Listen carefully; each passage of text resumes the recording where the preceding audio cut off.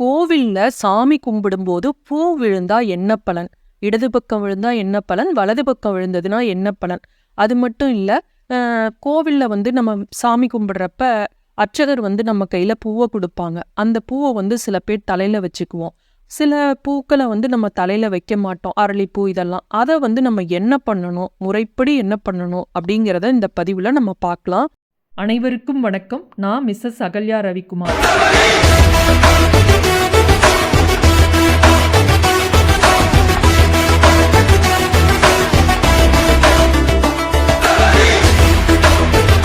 கோவில்ல கொடுக்குற பூக்கள், பிரசாதங்கள் எல்லாமே நிர்மால்யம் அப்படின்னு சொல்லுவாங்க. இதோட அர்த்தம் என்ன அப்படின்னு பார்த்தீங்கன்னா, தூய்மையானது, அழுக்கற்றது அப்படின்னு அர்த்தம். அதுல இறைவனோட அருள் சக்தி நிறைந்து இருக்கும். கோவில்ல கொடுக்கக்கூடிய பூக்கள், பிரசாதங்கள் எல்லாமே அவ்வளவு சக்தி வாய்ந்தது. அதை முதல்ல நம்ம உணரணும். சுவாமி தரிசனம் முடிச்ச அப்புறம் நம்ம கையில கொடுக்குற பூக்களை முதல்ல பக்தியோட கண்கள்ல ஒற்றிக்கொண்டு, நெற்றியிலும் ஒற்றிக்கொண்டு, அதுக்கப்புறம் இருதயத்துல வைத்து இறைவன் அருள் நமக்கு உட்செல்வதாக எண்ணுதல் வேண்டும். இறைவா, இது கிடைச்சதுக்கு நன்றி அப்படின்னு நம்ம நினைக்கணும். அதற்கு பிறகு அந்த பூக்களை கோவில்லையே நம்ம வைக்கக்கூடிய மல்லிகை பூக்கள் இது மாதிரி இருந்ததுன்னா தலையில வச்சுக்கலாம்.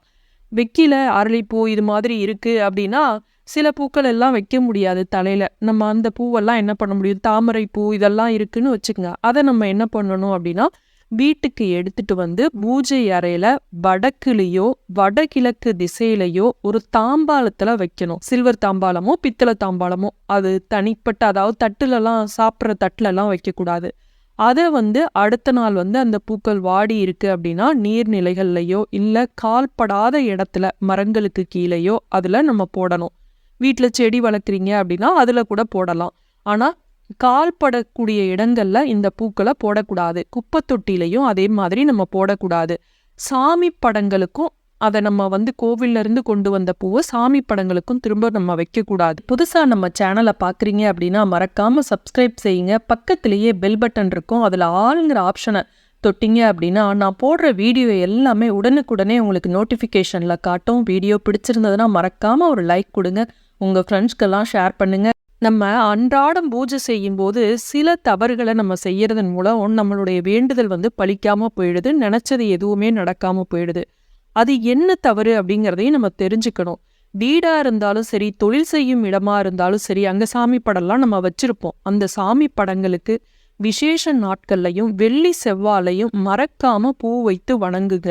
அது ரொம்ப நல்லது. அந்த பூ நறுமணம் மிக்கதா இருந்தது அப்படின்னா அது ரொம்பவும் நல்லது. இந்த பூவானது வாடி போய் நம்ம அதை எடுக்காமையே இருக்கக்கூடாது. அடுத்த நாள் அது வாடி இருந்தது அப்படின்னா அதை எடுத்துடணும். பூ வைக்கலைன்னா கூட பரவாயில்ல. ஆனா அந்த வாடி இருந்த பூவை எடுக்காம இருந்தோம் அப்படின்னா எதிர்மறை ஆற்றலை அது உள்ளிழுக்கும். எப்பவுமே சாமிக்கு இப்படி காஞ்ச பொருளெல்லாம் அப்படியே விட்டுட்டு நம்ம அப்படியே இருக்கக்கூடாது. ஆன்மீக பெரியோர்கள் சொல்லி இருக்கிறதன்படி பார்த்தீங்கன்னா, தினமும் வெள்ளி செவ்வாய் மட்டும் இல்லை, எல்லா நாளும் காலையிலையும் சாயந்தரமும் விளக்கேற்றணும் அப்படின்னு சொல்லுவாங்க. முடியல அப்படின்னா நம்ம சாயந்தரம் மட்டுமாவது விளக்கேற்றி கும்பிடணும். இப்படி விளக்கேற்றி நம்ம பூஜை செய்யும் போது, தொழில் செய்யும் இடமாக இருந்தது அப்படின்னா இரவு கடையை மூடுறாங்கல்ல, அப்போ கற்பூரம் ஏற்றி திருஷ்டி கழிச்சிட்டு அதுக்கப்புறம் தான் கடையை மூடணும். அப்பதான் நல்லது அப்படின்னு சொல்லுவாங்க. அப்பதான் தொழில் முன்னேற்றத்தை தடுக்கக்கூடியதா ஏதாவது இருந்தது, திருஷ்டி இருந்தது அப்படின்னா அதெல்லாம் போகும் அப்படின்னு சொல்லுவாங்க. பூஜை அறையில நம்ம பூஜை செய்யும் போது அங்க தீர்த்த பாத்திரம் கண்டிப்பா இருக்கணும். அதுல இருக்கக்கூடிய தீர்த்தம் தினமும் சுத்தமான தண்ணீரை மாத்தி வைக்கணும். பூஜை எதுவும் செய்யல, இன்னைக்கு விசேஷ நாள் இல்ல, வெள்ளி செவ்வாய்ன்னு தண்ணி வைக்காம இருக்கவே கூடாது. அந்த தண்ணியை அடுத்த நாள் சில பேர்லாம் சொல்றாங்க செடியில ஊத்துங்க அப்படின்னு. செடியிலெல்லாம் ஊற்ற வேண்டிய அவசியமே இல்லை. இப்போ நம்ம கோவிலுக்கு போனோம்னா அங்கே தீர்த்தம் கிடைச்சதுன்னா நம்ம அதை என்ன பண்ணுறோம்? கீழையா ஊற்றுறோம், அதை கண்களில் ஒற்றிக்கொண்டு நம்ம குடிச்சிடறோம்ல. அது மாதிரி தான் இந்த தீர்த்தத்தையும் நம்ம அடுத்த நாள் குடிச்சிடலாம். இந்த தீர்த்தத்தில் முடிஞ்சது அப்படின்னா நீங்கள் பச்சை கற்பூரம், ஏலக்காய், சிறிது கிராம்பு போட்டு நுணுக்கி அந்த வாசனை மிக்க அந்த பொருளை போட்டிங்க அப்படின்னா வீட்டில் நமக்கு லக்ஷ்மி கடாட்சம் கிடைக்கும் அப்படின்னு சொல்லுவாங்க. அடுத்தது சாமி கும்பிடும் போது பூ விழுந்தா என்ன பலன் அப்படிங்கிறத பார்க்கலாம். ஒரு வேண்டுதல் வைக்கிறோம், ஒரு பிரார்த்தனையோட கோவிலுக்கு போறோம், அல்ல வீட்டிலேயே சாமி கும்பிட்றோம். அப்படி கும்பிடும்போது படத்துல இருந்தோ சிலையில இருந்தோ ஒரு பூ கீழே விழுது, அது வலது பக்கம் விழுது அப்படின்னா உங்களுடைய வேண்டுதல் பிரார்த்தனை சீக்கிரம் நிறைவேறும், உங்களை வந்து சாமி வந்து ஆசீர்வாதம் பண்ணினதாக அர்த்தம்.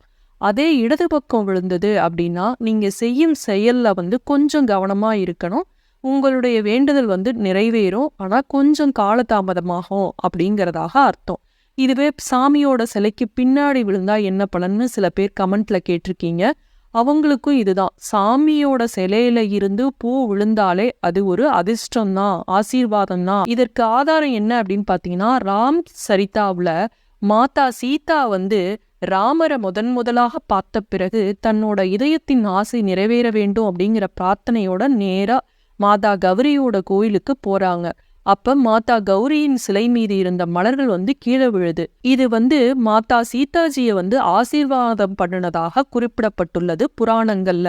அதனால பூ விழுந்தது அப்படின்னா அது ஒரு நல்ல சகுனமாக கருதப்படுகிறது. மீண்டும் இது போன்ற வேறு காணொளியை சந்திக்கும் வரை நன்றி, வணக்கம்.